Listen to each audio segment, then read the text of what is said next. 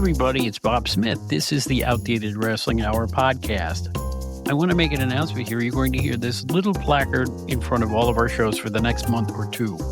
Because I am having some relatively complicated surgery and don't know how long I'm going to be off my feet, we have recorded about a dozen podcasts in advance of the surgery and post-haste, because I don't know how long the recovery period is going to be.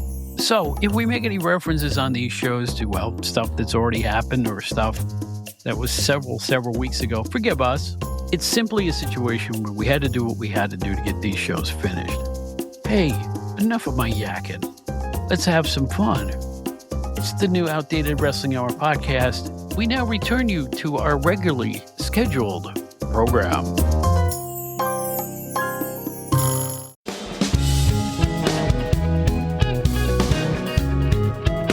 It's your one-stop shop for great wrestling. It's the WrestleCopia Podcast Network. Ray Russell brings a host of great shows right to your device. There's the Wrestling Memory Grenade, Regional Wrestling, the Wrestling Stoop with Bob Roop, the Amazing Puro Academy Show, Retro Wrestling Review with Gene Jackson, Dave Dynasty's long-running hit, Wrestling Nostalgia, Monday Warfare, Raw vs. Nitro, the hilarious Other Ship podcast, and a whole lot more. Great shows and great guests, but where do you find all this stuff? Really simple. Try logging on to WrestleCopia.com. As I like to say, it's your one-stop shop for great wrestling memories.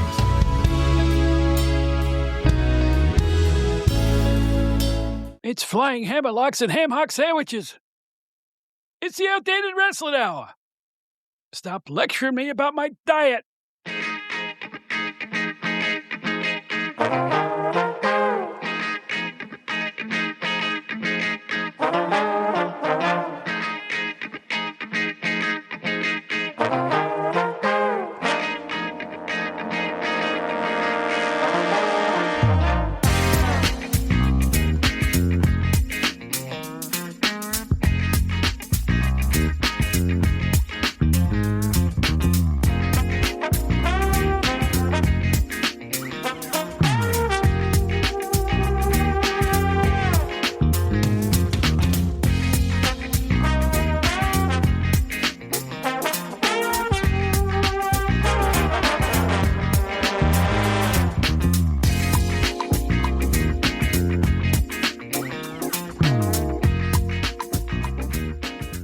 Hi, everybody. This is Bob Smith, the old Pro Wrestling Illustrated magazine maven, I guess, old managing editor, worked for a whole mess of titles. In addition, The Wrestler, Inside Wrestling, Sports Review Wrestling, WCW, Wrestling's Main Event. Wow, keep going down the list.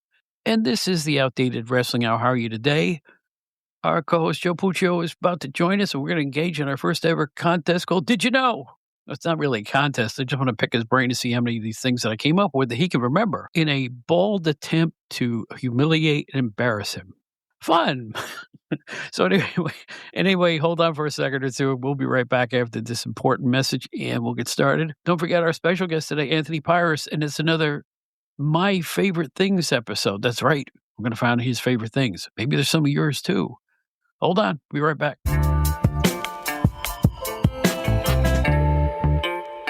This is Joe Walsh. One thing I do when I'm not playing rock and roll is get on the air as an amateur radio operator. Also called ham radio, is a communication service provided by ordinary people just like you and me. We have a national emergency communication system in place 24/7, 365. Find out more about amateur radio at arrl.org/What is ham radio? See you on the air. My favorite things. Yes, it's another My Favorite Things edition of the Outdated Wrestling Hour. Welcome back, everybody. Hey, here's Joe Puccio from GenerationXWire.com, a longtime wrestling sheet writer. You dirt sheet. It's a nice introduction. Am I one of your favorite things? No, that was a quote from 1971. No, I shouldn't say that. I'll have to bleep that name out. I don't want to. No, that's a joke. It's a joke, folks. That's a joke. Oh, there was a time when the old school guys, those dirt sheets, rata fragga, shagga fragga, I'm telling you, held in the lowest esteem. Yeah. Were you around for that? You were around for the tail end of that, I bet. Where the veterans were like, these dirty sheets releasing all the secrets and all the blah, blah, you stinking lousy. Did you encounter any of that? I read stories about that, but I think by the time I got into it, it was kind of changing a little bit. Wasn't there a story that Flair at one point was sort of against it? I think there was an old story about him and Meltzer where he was angry at Meltzer, something Meltzer wrote. I don't know all the details, but I remember there was something along the lines of that. So I'm sure at some point they looked at dirt sheets as the enemy, right? Some of them did. And some people looked at the magazines as the enemy too. Be honest with you. You know, in the days when Stanley Weston would put out these florid articles about the inner hidden torment of film the wrestler playing, and he talked about all this fictional stuff that never really happened. And the wrestler reads this thing and goes, "What the hell are they doing to me?" And then they call the office and go, "How dare you print this?" Well, one time Bruno and Bill Apter were at loggerheads over something Stanley wrote a long time ago. So, you know, it happens, you know, anytime anyone critiques what you do or reveals what you do. I kind of understand the wrestlers of that era, but that's not why we're here.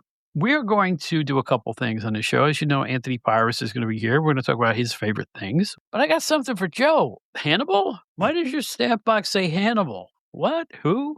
Hannibal was my mother's father's name. His first name. So are you serious? Yeah, I know. You probably like, oh, Hannibal Lecter, right? Which is the obvious. No, I was thinking a Canadian wrestler, Hannibal. Oh, that's right, Hannibal. Yeah, you see, I'm not even thinking that. I wasn't even thinking wrestling, but no. So it just came to me. So yeah, it's a little bit of an unusual name, right? You don't really hear that name too often. You look sort of like the Canadian wrestler Hannibal, only you're 2 feet shorter and 1 foot wider. But other than that, you know. So I look spitting image. Do I look more like Hannibal the wrestler than Hannibal Lecter? No, it's a draw. It's a draw. I'll call it a draw. All right, I kid. All right, here we go. Now I'm going to hit Mr. Puccio here. I'm looking at Hannibal. I can't get out of my head. All right, Mr. Hannibal, I'm going to hit you with a bunch of stuff from the 80s, mostly. Okay. We're going to find out if you knew a lot of these tidbits and bits of effluvia from the 80s and 90s. But, of course, Bob, 10 minutes from now, has to stick his neck into things and say, hey, I want to do a theme song. I got my doubts about this. Give this a listen. Tell me what you think once you hear it. So here's our theme for Did You Know? Did you know?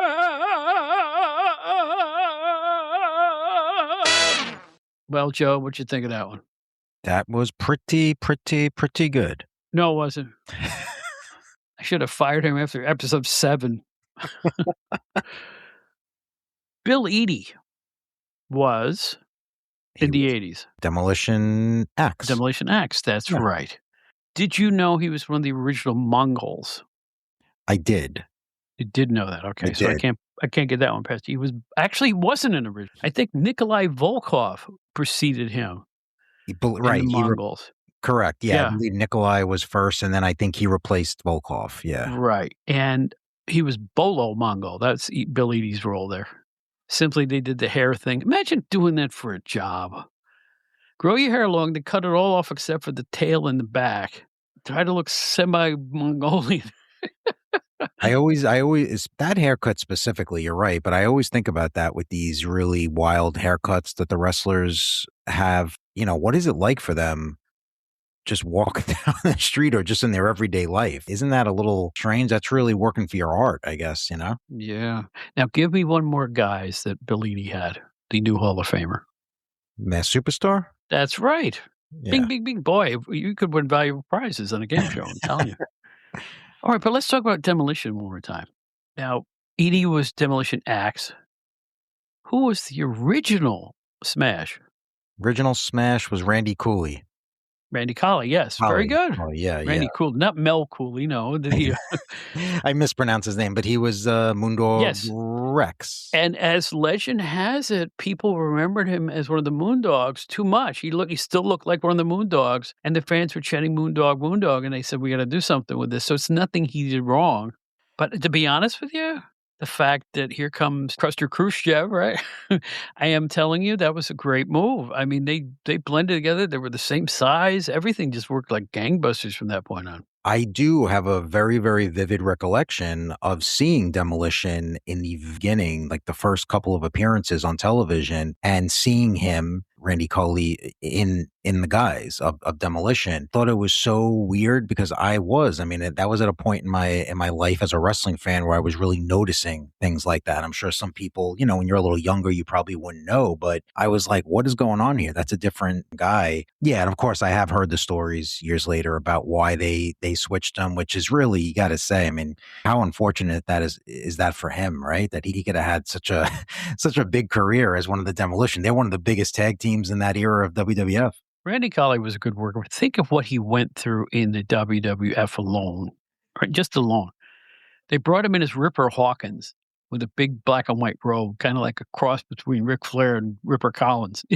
I just think that's what they were trying to put over on people. And then he goes away, and a couple weeks later, he's back on TV as Moondog Hawkins, right? A couple weeks go by, and he's back as Moondog Rex with a tag team partner.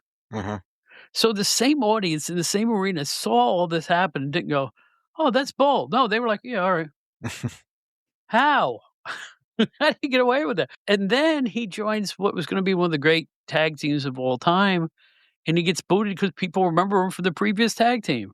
Everybody I knew who knew Randy Colley said he was the coolest guy. I met him once. He was such a Southern gentleman. I held him in esteem because he was a really if you needed somebody in a pinch, Randy Colley, man. And he was a real pro. I mean, no one can ever say he couldn't work. No, he was a great worker. And I think what really worked against him was he had such a distinct face. He had such a distinct look that it was really hard to hide him. And it's not like Demolition were wearing full masks over their head. They just had the makeup. So there was really no way to hide him. But yeah, definitely unfortunate. And speaking of the Moondogs, I will say I always had a soft spot for the Moondogs. I always liked their work. I liked their gimmick. I thought it was so out there. I think I was always partial out of all of them to Moondog Spot.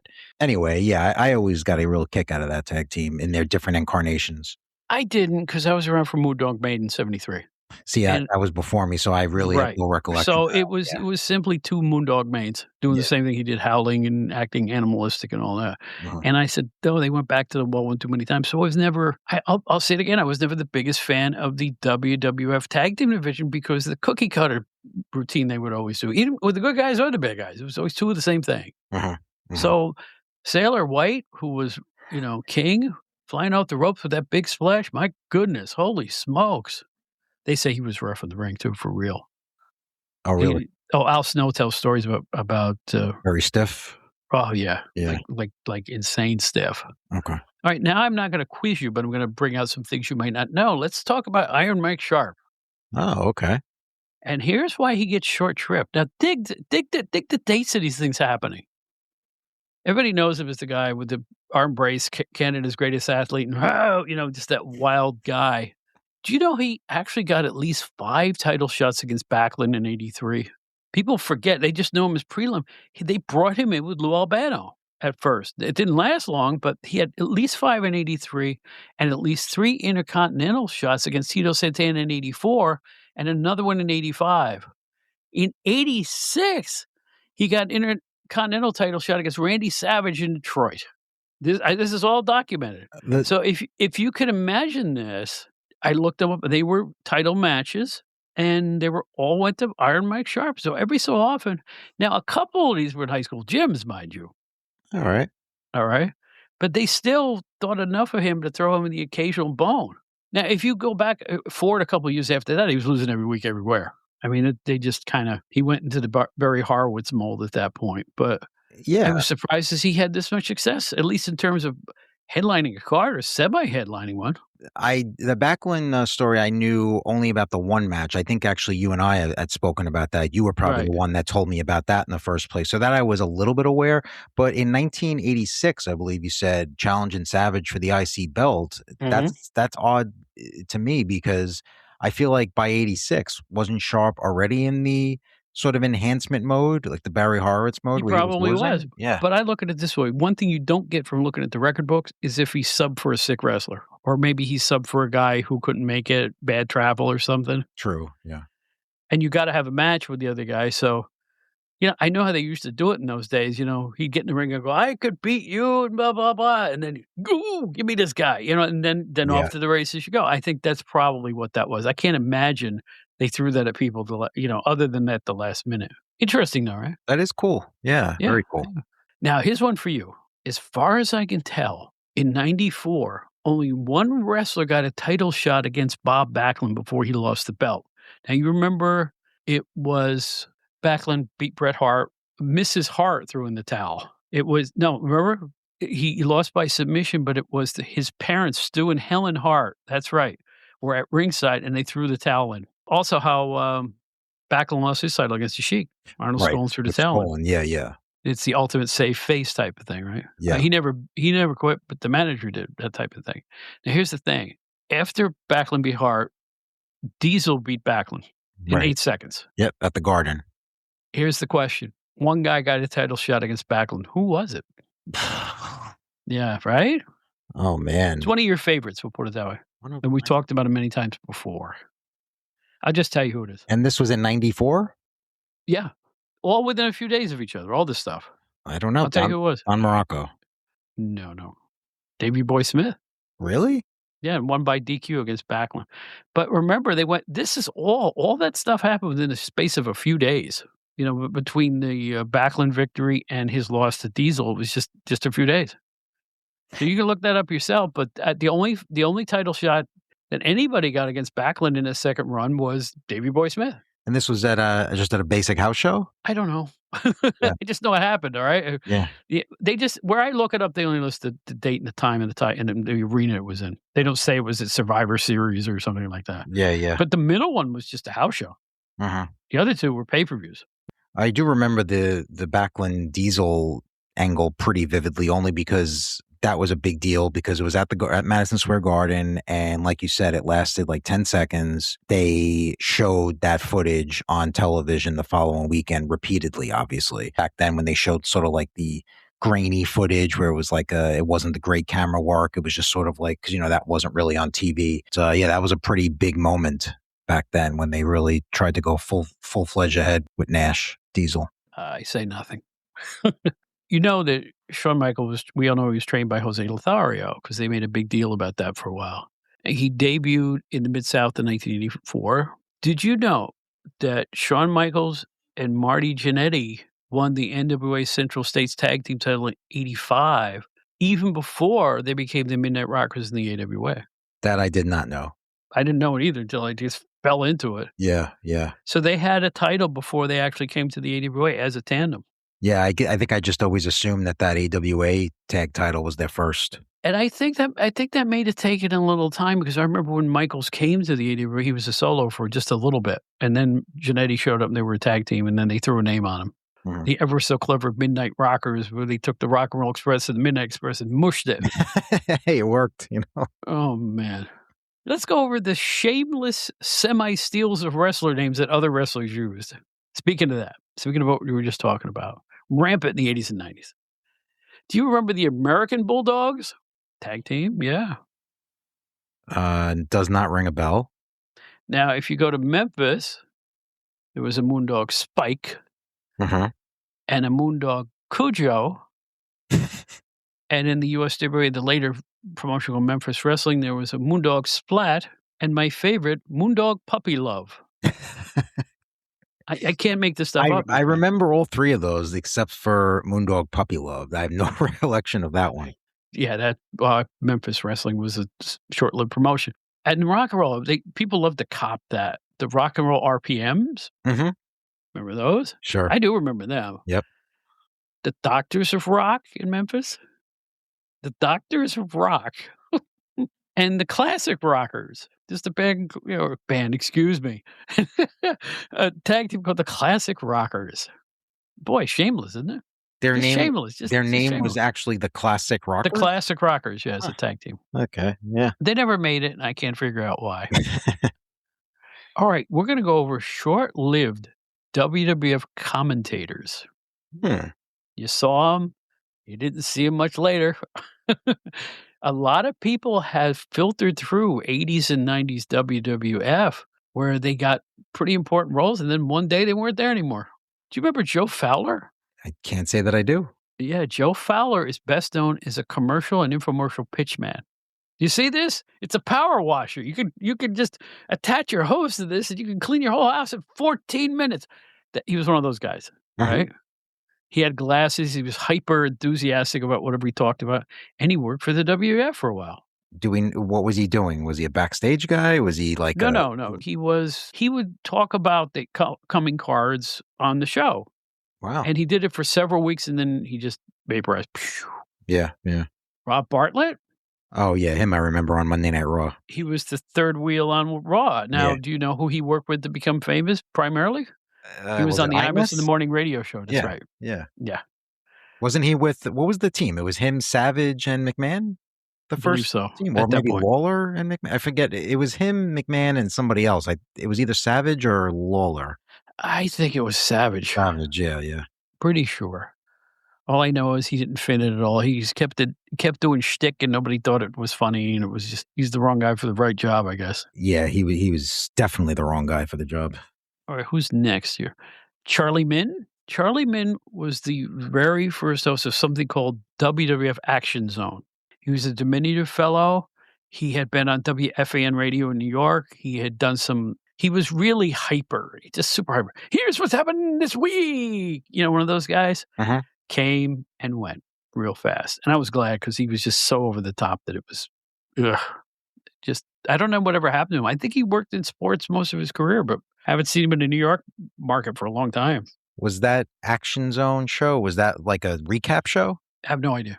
Okay, yeah. Even in the day, I didn't watch the B shows. Yeah. It sounds like one of those recap shows. Yeah, it sounds like something on a fringe network or something through on MTV or something. You know, you just wouldn't watch it because it wasn't important. Does anybody have a soft spot for radio guy Todd Pettengill?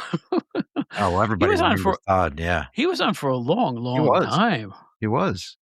Mostly running around Raw looking peppy. If my memory serves, I think he did those In Your House pay-per-views for a while. I think he was like hyping those up. You remember those? They started out as like the shows that were between the big shows. Like they were the big pay-per-views, but then the In Your Houses were sort of like the monthly ones that would be shorter. But I think that was his deal. I think that's when he primarily did. But yeah, he was around for quite a while, actually. And they brought him back years later to host some retro show, WWE years ago, but they definitely brought him back at some point. So he's still around.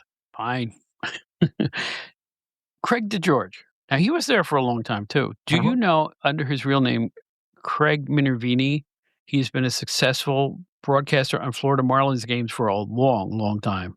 I do. I actually follow him on one of the social media. It might be Instagram or Twitter, whichever one it is. But I know I follow him on one of them just because, no reason other than I found out that he was doing this and I was interested. You know, I was like, well, that's cool. Yeah. You know, he's in baseball and let me just see what he's doing. So yeah, he's very active actually. Well, here's the cool part about this. I got to know him a little bit when he left the WWF, and him and Bruno were doing Herb Abrams shows on TV. Yeah. And that didn't last very long. And then a few years passed. And I used to get these unbelievable box seats at Shea Stadium, right? I mean, literally sitting first row next to the visitors' dugout. So I'm there for a Mets-Marlins game one time. And he steps into the photo booth in front of me. I go, Craig. And we talked for a long time. We talked about his career and how things were going. And he was the nicest guy. And he is still doing it to this day, and I'm glad to see good things happen to good people. He's talented too, and just a tip of the cap to Craig out there. He is a real pro, and I don't know why they ever got rid of him. I thought he was really good. I did too. I thought he was very underrated, actually. People don't really talk about him anymore, but yeah, he did a great job. He's always a pro, and I'm not very familiar with his baseball work. Well, but, it's regional. Yeah, right. But no, I agree. I always liked him. I thought he was pretty underrated. He's good. He's good on Marlins games, and I get to see him on MLB.TV because I have that service where you can get all the out-of-town games. And once in a while, I look at a Marlins game. He's all over the Marlins games. So, and he's really, really, like, when he retires, they're going to give him, like, a big-time send-off when he finally decides to retire. He's been there a long, long time. Yeah, that's great. Isn't that great? Mm-hmm. All right. You remember Mike McGurk? Sure. Daughter of longtime promoter Leroy McGurk. Yep. And ring announcer in 80s and 90s, and really popular. Do you remember how popular she was? Yes, she was popular, and you just jogged my memory right now. Am I wrong here? Wasn't she married to, was it Brian Blair? Wasn't she married to one of the wrestlers? She was married to both B. Brian Blair and Doug Summers. She was married to Doug Summers as well? Yep. That one I didn't know. I just remember. Yeah. I think I remember when I interviewed Brian years ago. I think we spoke about her a little bit, but I didn't realize she was with Doug as well. I just remember she dressed more like a, what do you call the guy that announces at the circus? Remember she used to wear tails? She did, yeah, she drove I remember that, yeah. Right, the circus announcer, Like "At an the MC on the circus." like an MC at the circus. Yeah, she looked like she was at a circus, yeah. Yeah. But you know what? She was a very handsome lady Oh. and did her job quite well, and she was there a long, long time. People forget about Mike McGuirk. I don't think it's fair. No, I wonder what she's up to nowadays. I think she's still out there. I think she does some of the conventions, things like that. You probably bump into her if she comes to Philly soon or something like that. I Yeah. gotta go to another convention. I would like to go to another convention. Yeah, I don't yeah. keep up on them. When I first started the show, I used to list the conventions. I don't know. I just kind of fell out of it for a while. I would like to go to one convention a year if I could, anywhere here on the East Coast, or even maybe travel sometime. You know what I want to really do? I'm kind of being courted to join the Cauliflower Alley Club, Oh, yeah. but they're in California every year, and Right. that's a lot to put into something like that. But I'm really considering it. I really am. Because Apter would be there. A lot of my friends would be there from the old days, and I think it would be kind of cool. So I'm debating it. It would be cool. I know it's obviously not close, so it would have to be a big commitment to actually go. But it's unfortunate that that's not closer. But I know that, as far as conventions, the big '80s ones that they do every year, I was going to those for a few years, and then I just got tired of them. It was a lot of the same people showing up. But I know there's a big one in New Jersey coming up, actually on Halloween this year. It's going to be in. I guess it's Parsippany in New Jersey, but I know it's going to be in Jersey somewhere, and they do a couple every year. So I might. It's it might be fun to go on Halloween, see what's going on. In Long Island, I think it's in Brentwood or whatever, the big event, I think it's called. Yeah, they do it in Brentwood. Yeah, they do that. Yes. Last one I did was the second year of the podcast when I went to Philly Yeah, and got so much mileage out of it. I think it was crazy. So that's why I wanted to do another one, to see who I could meet and talk to. So, well, there you go. I didn't fool you about anything, did I? Oh, sure. You mentioned many things that I wasn't aware of. No, those are some good. Those are some good It's facts. just did you know, or can we jog your mind? That goes for listeners out there too. I hope that you were listening went, oh yeah, that's the whole thing. There's a show on SNY called Oh Yeah, where they bring up some obscure sports thing that happened years ago. And the guys on the panel, they go, oh yeah, I remember that. Stuff you tend to forget. Yeah, for sure. The thing about the Backlund thing, too, one more thing about Backlund losing the title. The month before, and I think they only did this in the New York market, they played it up that the previous match before the Sheik, that Backlund had hurt himself in the match against the Masked Superstar. And they played that up going into that, but they never have talked about it before or since. In other words, he was hurt going into that, where he got into the camel clutch and all that stuff. So he had already been hurt in the previous match against Superstar. In fact, he was counted out and lost the match against Superstar Okay. Right. previous month. And I'm pretty sure if you could find a tape of the Backlund Iron Sheik match, they will allude to the fact, oh, the Superstar messed him up last time, that type of thing. Right. They were crutching for him like crazy. Not only is Skolin throwing a towel, but they're saying that he was hurt. You know what I'm saying? It's they're doing it now. I watched WWE recently. They did another thing where somebody had to lose, so they had to find a real dirty way for him to lose. Nobody can just lose. Have you ever noticed that? Yeah. If they're on top, they can't just lose. A baby face can't. No, Yeah. no, it's crazy. All right, speaking of crazy and kooky, GenerationXWire.com. Oh. The only It's entertainment website. the only entertainment website. So if you're looking to find stuff about the Waltons or Too Close for Comfort, There you go. it's the only place you can go. So, Joe, well, you know what? This is another one of those shows where I don't have a date assigned to it. So talk in general terms about your fine podcast and some of the more recent things you've done. Sure. We run the gamut: movies, music, television, books, anything that generally in the Generation X wheelhouse. I'll highlight a feature that one of our writers did recently, JC Correa, where he compared the original Top Gun with the sequel of, what was it, a year ago now, or whenever it was, Top Gun Maverick. Which it's funny because when he pitched the idea to me to do this article, I thought it was great. He's like, look, man, this is perfect. This has got Generation X written all over it. I said, yeah, do it. And he did it. And I read it. And as usual, great, awesome, written so well. And it was really analytical, great piece. All right, that's it for us. We'll be back, count to about 5. And here comes my favorite things with Mr. Anthony Pires. Don't go anywhere.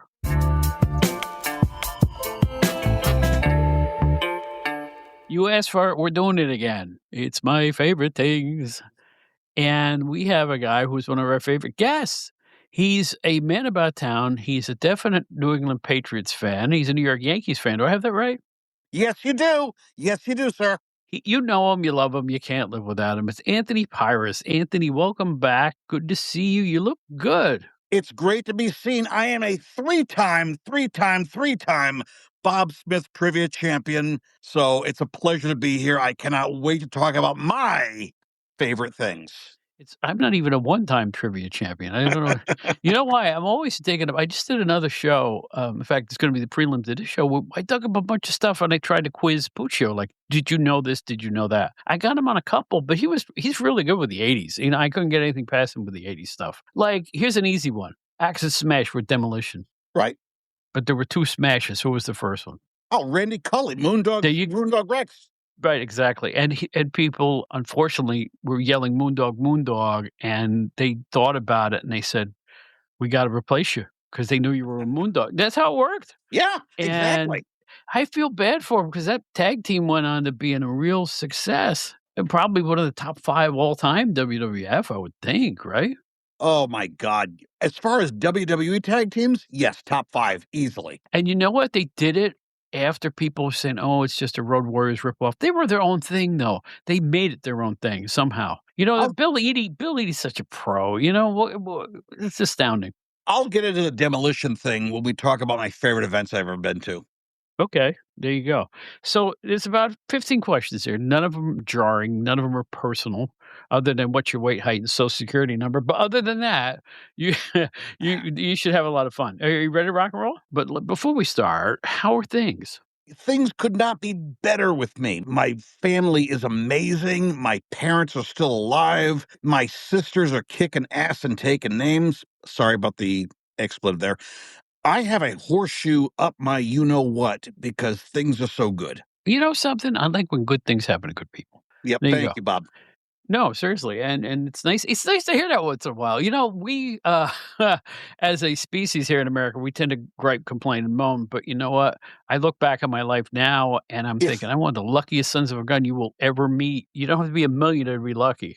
if the worst thing that happened today was my Dunkin' Donuts order got wrong, I'm having a Yeah, good day. yeah. You you know, I ordered something today that was messed up too, so, we're brothers in arms in that regard. Alright, here we go. Are you ready to rock and roll? First question for you. The first wrestling card you ever attended live? July 18th, 1981, Providence Civic Center, WWF. About 4 months earlier, seriously, 4 months earlier, I saw my first WWF TV show. The first match featured Andre the Giant. God, I was enamored. A guy that big, and a guy that friendly.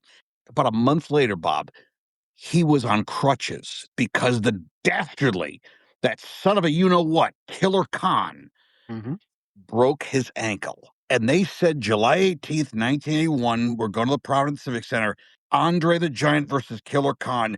There was no way you could keep my 8-year-old butt out of that arena. My parents, God bless them, they took me. It was life changing. I think that first show at the Providence Civic Center and my first TV episode just shaped my fandom. It was amazing. Andre won by disqualification because that dastardly Khan brought a chair into the ring. But Bob, I tell you, if you wanted to, I could give you the entire breakdown of the match. Well, for a later time, perhaps, but that's Yeah. a great start.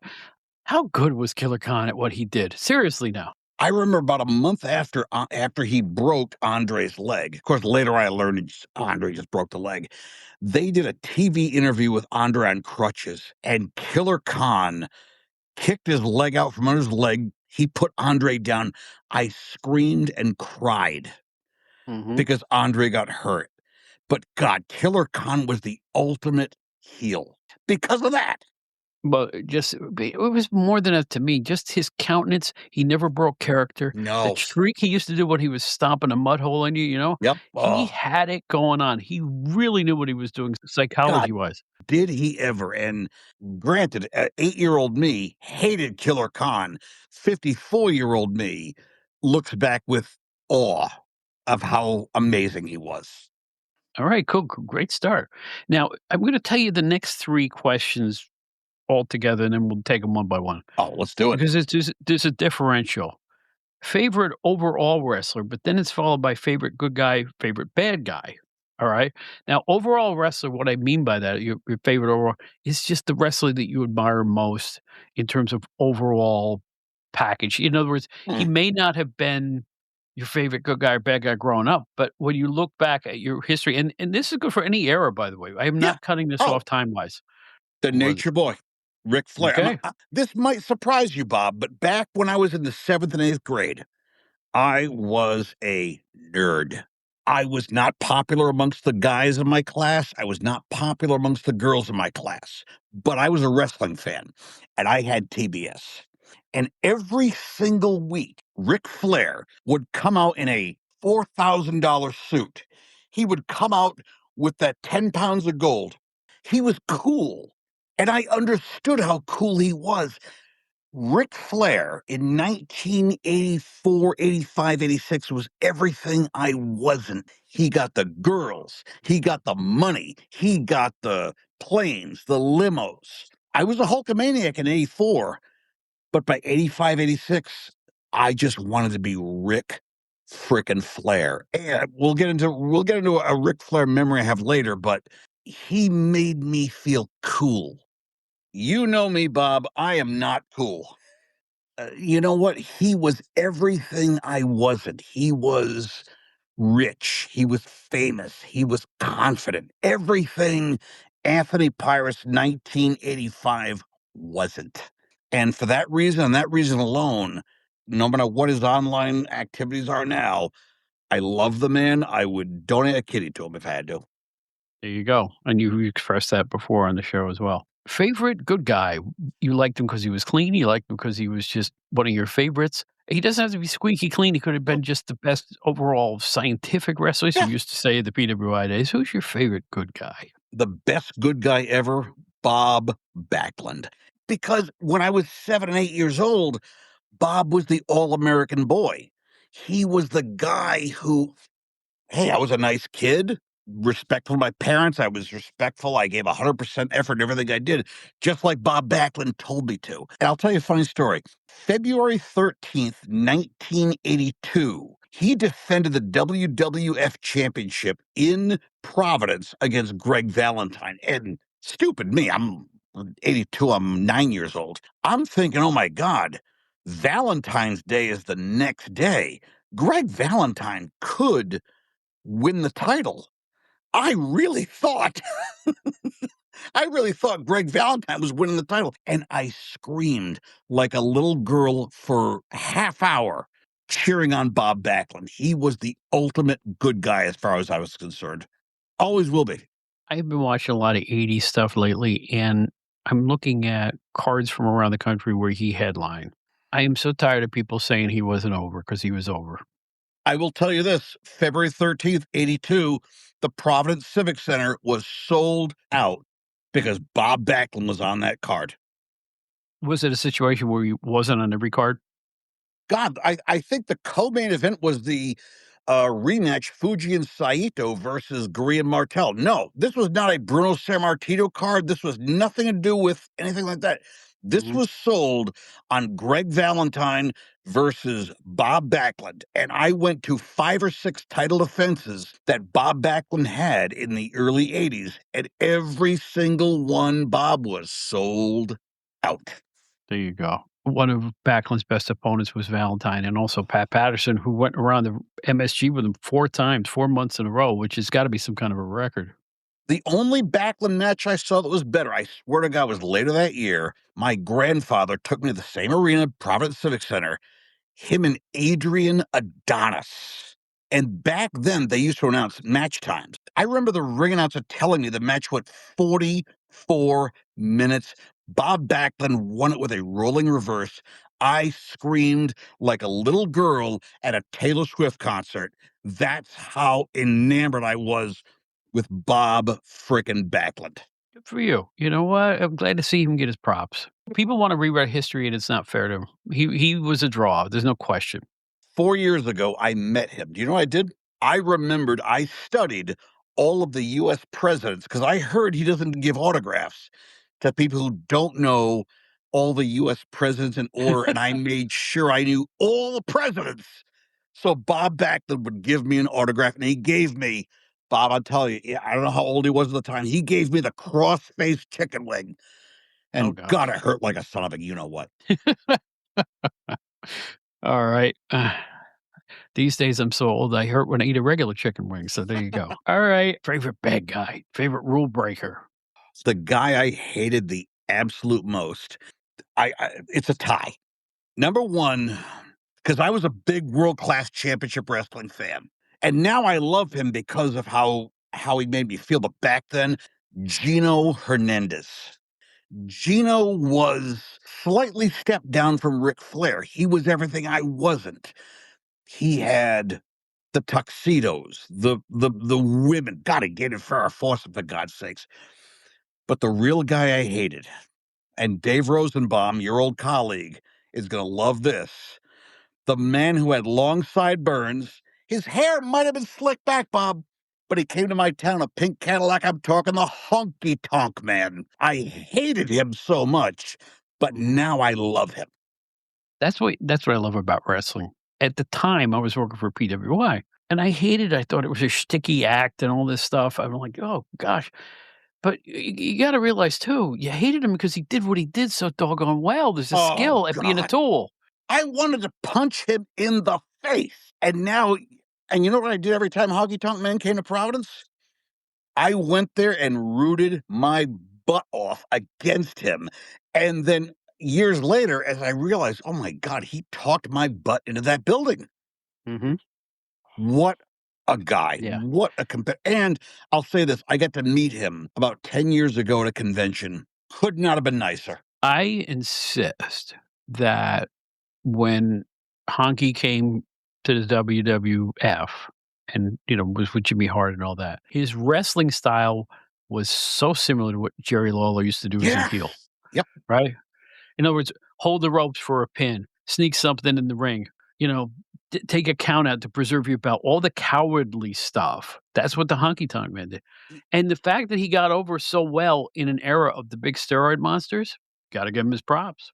He was, I talked about Ric Flair and Gino Hernandez being the guys I wanted to be, but now I realize 54-year-old Anthony can look back at 60-year-old Anthony and say, God, he did his job better than most.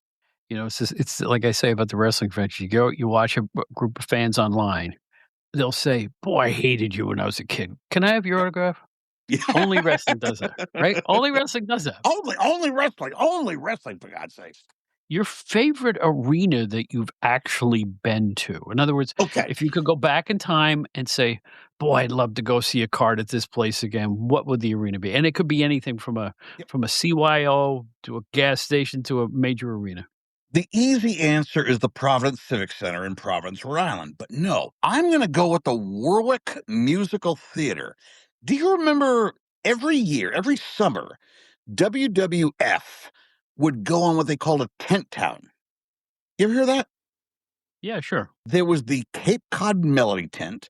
There was the North Shore Music Center. And then there was the Warwick Musical Theater. It was this little place that seated 3,000 people at most. Mm-hmm. And the ring was built in the center. If you had the last row, you had the best seat in the house. Oh, you talking about theaters in the round? Yes, I am. Yes, I am. There you go. That's the big selling point. And you know why? Because in the Albany, New York area, we used to have the Starlight Music Theater in Latham, which was near Albany. Same layout as down here in the Long Island area. They have something called the Westbury Music Fair. Holds about 3,000 people. And it's absolutely perfect to watch boxing or wrestling in. It's like it's made for it. From the Warwick, third biggest city in Rhode frickin' Island. First time I went, Andre the Giant versus Big John Studd. I saw Randy Savage versus Ricky Steamboat for the Intercontinental title 8 months before their epic match at WrestleMania 3. I saw Randy Savage in 92 defend the title against some guy you might have heard named Shawn Michaels. He was just a kid. My grandfather used to take me. When he got older, I took him, and he and I went every year to the Warwick Musical Theater, and it was magic. It was freaking magic. There you go. Yep. I love those type of arenas. I really do. My favorite music place to this day is the Westbury Music Fair in Westbury, New York, in Long Island. Right. It's just so perfect. It's acoustically perfect. It's intimate. Like you say, the last seat in the back, the boxes in the back, were the best seat in the house because you're looking down at it. When my grandfather got sick the last 4 or 5 years, I would go to the box office and request the last row because he Yeah. couldn't walk. He couldn't walk the way he used to. And my God, we sat last row and had the time of our lives. And I'll tell you this, after he died, it took me about 3 years to go back there I can understand. because he was. And by the way, my grandfather was the biggest influence in my early wrestling years. My parents hated wrestling. They didn't want me to do it. My grandfather was like, you gotta watch this, you gotta watch that, you gotta watch those Von Erichs. So yeah, I have so many great memories of my grandfather. There you go. That's great. Now, what are we up to here? The one match you consider, and this could be on TV, in person, pay-per-view, like I say, in a tent somewhere, or a theater in the round. Mhm. The best match you ever saw. Oh my God. Okay. I will tell you this, Bob. To this day, I'm going to give you two answers. One is going to be pay-per-view. The other is going to be a house show. The greatest match I ever saw, Bob, I have two matches I got to talk to you about. The greatest match I've ever seen, Randy Savage versus Ricky Steamboat, WrestleMania 3. And I'll tell you why. There's probably been better matches in those times, but that was the first great match that 14-year-old me ever saw live and in living, not live. I was at a closed circuit location. There were 12,000 people in Providence, absolutely on the edge of their seats, screaming their butts off. Now, if you're asking me, are you asking about a house show match too? Now, anything. This could be anywhere, any match, at any time. All right, ready to be shocked? Ready to be shocked. Sure. February 1996. I'm at the Worcester Centrum WWF live show, a throwaway show in a blizzard, I'll add. It was Goldust versus Savio Vega for the Intercontinental Championship. Bob, if I tell you, you would not believe me. They went 30 minutes that night, and they went all in and all out. And we all swore on that night Savio Vega was going to be the new Intercontinental Champion. It was magical, which is why I miss house show matches so much, because you don't get to see stuff like that. No, it's true. And you know what? Those matches were very highly regarded back then. I remember critically, I think the Vega Goldust series did really, really well in terms of the quality of the matches. And I had the opportunity, and I was so happy to talk to Dustin Rhodes about 3 or 4 years ago. He said that Savio taught him so much about working, psychology, whatever. Although he did not remember that specific match, it meant a lot to him that I'm like, 30 years later, Bob, I'm still talking about Savio Vega versus Goldust. Laugh all you want, but that was amazing. I'm not laughing. Two great workers. And this is the thing, if you could think of them just of who they are and strip the characters away, you know how good they were. They were Yep. both really great. Yep. Absolutely. Now here's an easy one, but maybe not. Another one that could be a house show pay-per-view, live or on TV, anywhere. One single event that you thought was your favorable. In other words, it doesn't even have to be a special event. It could be you're watching a house show somewhere, or you're watching a house show on TV on MSG Network or something, or you're watching anything. If you can think of a single event, a WrestleMania or imagine a high school gym that you look back and go, boy, I wish I was there again. Which one would it be? September 1984. Andre the Giant versus the Iron Sheik. And I know you're going to laugh at that one, but my God, the heat the Sheik had back in 1984. The co-main event, the two co-main events, Sergeant Slaughter and Terry Daniels going for the World Tag Team Championship against Adrian Adonis and Dick Murdoch. Oh, yeah. They went 30 minutes that night. Then where was this? Where was this? Providence. 95% of the shows I've been to have been the Providence Civic So Center. it's just a house show. Just a house show. That's I perfect. thought you were looking for a house show. But Yeah. Andre versus Sheik, Sergeant Slaughter and Terry Daniels versus Adonis and Murdoch. What a show. I believe it. I went to a WWF TV taping in Poughkeepsie once, and Murdoch and Adonis did a squash, and I thought the squash was the best thing in a 4-hour show. Yep. They were that good. They were really good. The suplex is the one that Murdoch used to. We'd hold the guy upside down for about 9 minutes. Yep. Oh, magic. Let me add the Sheik to my third favorite heel ever. Okay. Because he beat Backlund. I was just watching him earlier. Wow. Here's an easy one. Your favorite year in wrestling? If you could go back to one particular year, what would it be? Oh, God, 1987.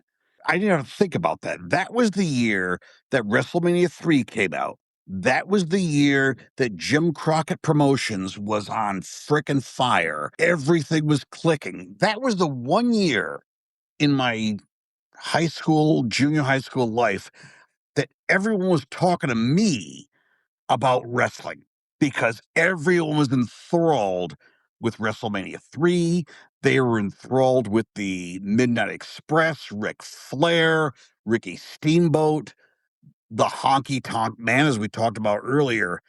It's got to be 87, and it's not even close. That's what I think of. Don't blame me. It sounds great. Listen, I was around then too. That's the year before I started with the magazine, to be honest with you. So that was my jam. That was my sweet spot in terms of being an adult and following it. So 87. Yeah, My 87. God. Just sometimes I want to cry thinking about it because it was just so beautiful, Bob. It was just so beautiful. There's Amazing. no crying in wrestling, my friend. Yeah, I won't cry. Yeah. Hey, here's the stupid question of all of them. Everybody's getting the same one. Everybody's been asked this. I don't care if you're at the football stadium or the wrestling arena or at a baseball game. What's your favorite arena food? If you could have one thing to eat or drink, what would it be? Oh, God, nachos with the jalapeno peppers. There you go. The nachos. Okay. I'm a hot dog guy personally. I love hot dogs are best at a baseball game. Yes, they are. You know why? Because it's the tradition. It's the number one snack. Yep. Or a pretzel. I like a big jumbo salty pretzel too. I like those two. You and my wife would get along very, very well. In fact, too well. So stay away from her. Oh gosh, yeah. Well, all right. You're a smart guy. You read some wrestling books once in a while, right? Once in a while, yes. Do you have a favorite of all time of all the wrestling books you ever read? I think the greatest book ever written on wrestling was Have a Nice Day by Mick Foley. That one is by far getting the most memories as the favorite book out there. You must be about the 8th or 9th person we've done. Everybody but two is called that their favorite book. I'd love to tell you something different so I can sound smart. I can sound like a smart fan, whatever. But what an amazing autobiography, I should say. Yeah, it kind of started the whole wrestling book trend too, if you think about it in terms of when it came out. All right, so this is your favorite wrestling book. You know who you're talking to. And I want you to know that this question, you could say it's Pete's Wrestling Gazette. What's your favorite wrestling magazine of all time? If you could pick one title, what would it be? Not to kiss your butt, but I will do it anyway. Pro Wrestling Illustrated. I subscribed since 82 every year for Christmas. You know, my parents got me for Christmas a subscription. Mm-hmm. Pro Wrestling Illustrated, The Wrestler, and Inside Wrestling. Wow. And God, when I would come home as a kid and that manila envelope would be in my mailbox, I was like a pig in slop. You should have seen our fulfillment department, which was in the basement of this big building that Stanley Weston had in Rockville Center, and everything got shipped out in those manila envelopes, and you should see the quantity of stuff that they pushed out of there every single day. It was amazing. And if they were ever late, it was like, oh my God, no, it's the third Tuesday of every month. PW Illustrated is supposed to be here. Well, let me ask you something, because I don't know. I never subscribed. Did they show up in good shape? I mean, were they nice and Absolutely. intact? Oh my God, did they ever? It was, Well, yeah. Didn't you hate the magazines you subscribed to? They just slap a sticker on it and throw it in the mail? Well, you know what? The only magazines I ever subscribed to were your magazines. So, no. So I never had that problem. Yeah, I've always been a magazine junkie, and I would get some, and they'd slap the sticker in the middle of the cover and all this other stuff. It was crazy. My parents would not let me subscribe to Playboy or Penthouse, so I wasn't able to. I couldn't even mention the words in my house. We'll put it that way. All right, here's one, and this could be from any era, of course. Your favorite woman wrestler? I will say this to the day I die. I think Bailey is the greatest women's wrestler that ever lived. She's everything. She's a great promo. She's a great wrestler. She's a great seller. Everything she does looks awesome. Bailey. There you go. Very, very influential, I think. Yep. This one should be easy. What's your favorite territory from the old days, the territory days? If you would have asked me in 1984, it would be world-class championship wrestling because I was all about the Von Erich, the Freebirds, Iceman, King Parsons, Gina Hernandez, Chris Adams. But 54-year-old Anthony will tell you, God, I was born in the wrong state. If I was born in the Carolinas. Mhm. So I'm going to say Jim Crockett Promotions, world-class, and then WWF. You know what's getting a lot of good answers for this? Mid-South is getting a lot of it's the one that so many people are romantic about, and it just shows you how well Bill Watts could put a Stallone over, and he was the inventor of the storyline, I think, Bill Watts. The thing that went from week to week to week instead of just a feud because somebody got hit in the head with something, So Jim Crockett, an interesting choice, and well worthy. I'm the fool that thinks that Crockett should have stuck to his guns and not emulated the WWF in any way, but that's just me. Yep. You're 100%. I think if people as smart as Ric Flair and Jim Cornette have said, if Jim Crockett stayed in the Carolinas and Virginia, they'd still be going great guns. I will always believe that.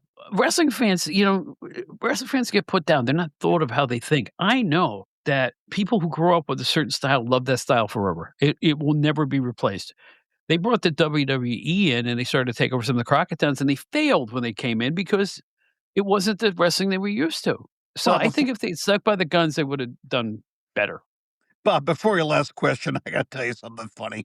Do you know that I thought Matt Brock was a real person? He's not? Shut up. You know who was Matt Brock for a while? Bob Smith? I don't know, but... well, that's when he got into his heavy drinking phase, I think. In fact, if you go back through our early shows, I did an opening with the old man, Bob, 20 minutes when I'm meeting Matt in a bar. I just didn't use the name Matt Brock.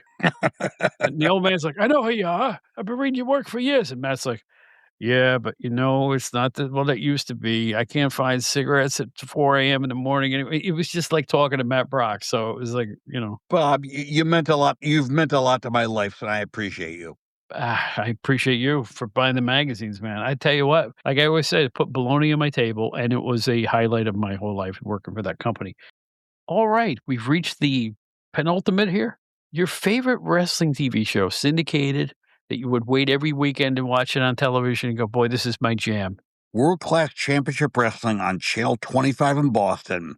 I could not believe what I was seeing for 4 or 5 years.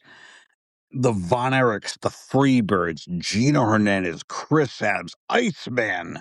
It was incredible. It was a great show. And, they showed it in the Albany, New York area when I was an upstater. And believe it or not, they came to the state capital, Albany, and promoted a couple of shows. I couldn't believe it. It was as if you were seeing the show in a sportatorium. It was great.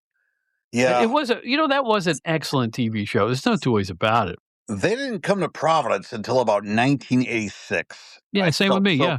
200 people in a 10,000 seat arena. You know where I saw them? I saw them at the Starlight Music Theater in Latham, and they sold the place out. Oh, really? In the round, yeah. Perfect. Perfect night. They should have gone to Warwick. Yeah. Yeah, you're right. It's just such a perfect venue for those round theaters. Yep. Well, what do I know? I'm not a promoter. Well, I'll tell you what, Anthony, it's so good to see you again, particularly this time of year now that it's summer and, we're all doing our baseball things and all that other stuff. I hope life is good for you. Tell the folks where they can get a hold of you. Because you're just a scintillating conversationalist and you have your fingers in a lot of different pies. Tell them what you're up to and tell them where they can find you. Right now, I'm doing nothing but just being a husband, a dad, an uncle. I'm loving life, baby. I'm watching wrestling, loving my wife. I'm happy. I'm happy, Bob. That's the way to do it, my friend. It really is the way to do it. And the older I get, the more I realize the small stuff is the big stuff. The small stuff is everything, my friend. Mm-hmm. That's my credo in my old age. It takes you a long time. You get caught up in your careers. You get caught up with everything that goes on in life, your money. And next month, I'm going on a cruise to celebrate my father's 82nd birthday. Nice. Wow. And he's as feisty and as active as ever. That's great. I like to hear that. That's excellent. Good things happen to good people. And I've got a good person here with Anthony Pires, one of our favorites, one of our original. You're one of the Outdated Wrestling Hour originals. That's the way I'll put it. You were part of the team we had here. We were starting out, and I always be indebted for your friendship and the fact that you come on the show on occasion and knock the ball out of the park. So I really appreciate it.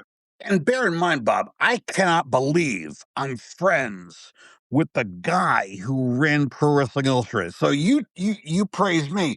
I'm going to praise you because I can't believe I'm talking to the author of my childhood.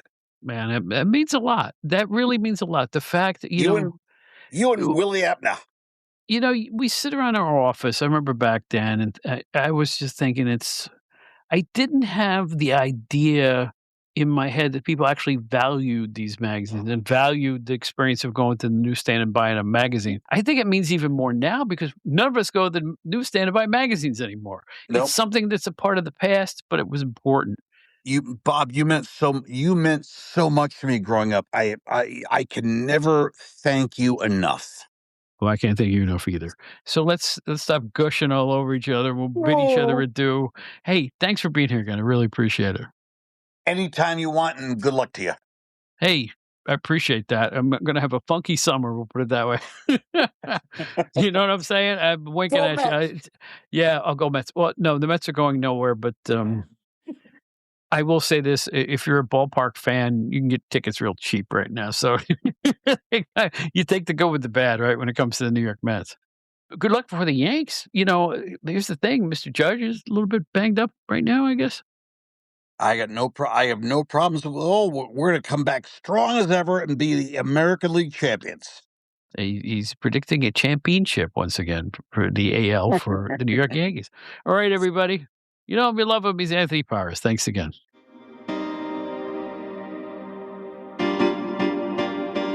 Attention, Gen Xers. If you'd like to explore the era that appeals to you, look no further than GenerationXWire.com. The generation who grew up with elite in entertainment, music, movies, TV, books, pro wrestling, and more finally has a one-stop destination for all their Gen X needs. From Aerosmith to Batman to the Killer Bees to the Twilight Zone, there's something for everybody at GenerationXWire.com. You won't find a more eclectic mix of pop culture content than at the leading website that specializes in the greatest generation, GenerationXWire.com. Check it out today.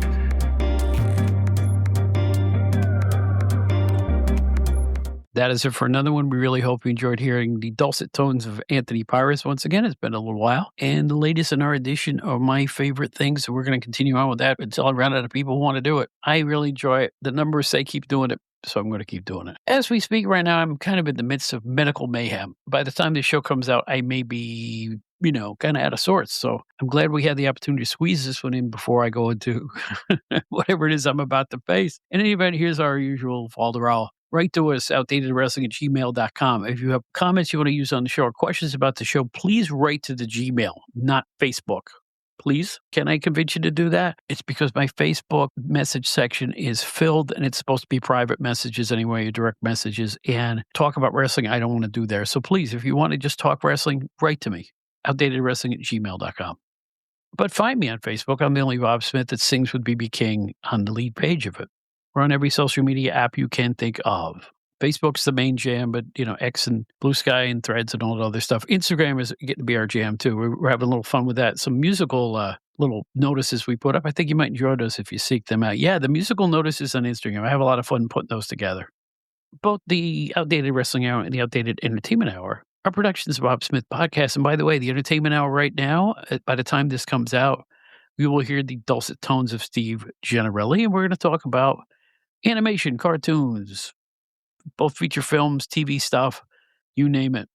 A lot of Academy Award nominated stuff, some stuff that's just plain fun. So you might enjoy that edition of the Outdated Entertainment Hour. Also on our website, outdatedwrestlinghour.buzzsprout.com, you can find all our episodes there. And not only that, if you feel like it, you can join our little fan club for $3 a month. You can perpetuate the ongoing adventures of this show and the Outdated Entertainment Hour. And we really appreciate everybody who has joined. That's it for now. My life's a topsy-turvy whirlwind right now. It's a fracas. It's a panic. It's a caution. I'm still here. So in any event, in the words of the wonderful Ringo Starr, and every summer I think of him because I used to love those Ringo Starr and his all-star band concerts. They'd come around every year. You know what he'd say at the end of every show? Peace and love, brothers and sisters. Peace and love.